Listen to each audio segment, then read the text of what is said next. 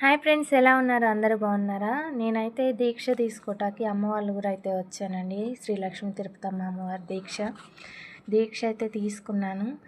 మా అమ్మ అయితే నా కోసం చెట్లకి జాంకాయలు కోయకోకుండా అంతే ఉంచిందంట, నేను తీసుకెళ్తానని చెప్పేసి. అయితే సరే తీసుకెళ్తాలే అని చెప్పాను. వీడియో తీసుకుంటా అని చెప్పే గ్యాప్లోపే వచ్చేసి పటాపటాకు వస్తుంది. ఏంటమ్మా వీడియో తీసుకుంటాగా అంటే, సరే ఇప్పుడు తీయనని చెప్పేసి జాంకాయలు అయితే చూపిస్తుంది చూడండి.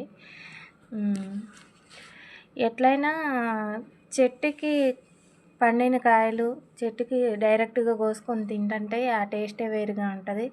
అన్నప్పుడల్లా మనకి ఇట్లాంటివి దొరకవు కదా, ఎంత కొనుక్కొని తిన్నా కానీ అంత ఫ్రెష్గా ఉండే ఫ్రూట్స్ అయితే దొరకవు. మీ అమ్మ మీ నాన్న కూడా ఇట్లనే మీకు వచ్చినప్పుడల్లా ఏదో ఒకటి తీసి ఇస్తూ ఉంటారా? తల్లిదండ్రులకి అదొక సంతోషం అండి. పిల్లలు వస్తే పిల్లలకి అవి తేవాలి ఇవి తేవాలి అని చెప్పేసి. మా నాన్న అయితే చిటారు కొమ్మను ఉన్నాయి కూడా కోపిస్తుంది, అందకుంటే ఇంకా స్టిక్ తీసుకొని అయితే కోపిస్తుంది.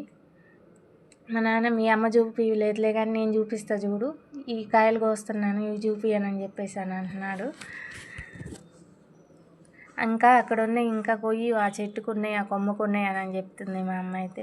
ఫైనల్గా జామకాయలన్నీ కోసేసామండి. బాగానే అయినాయి ఫ్రూట్స్. టేస్ట్ విషయానికి వస్తే సూపర్ ఉంటుంది.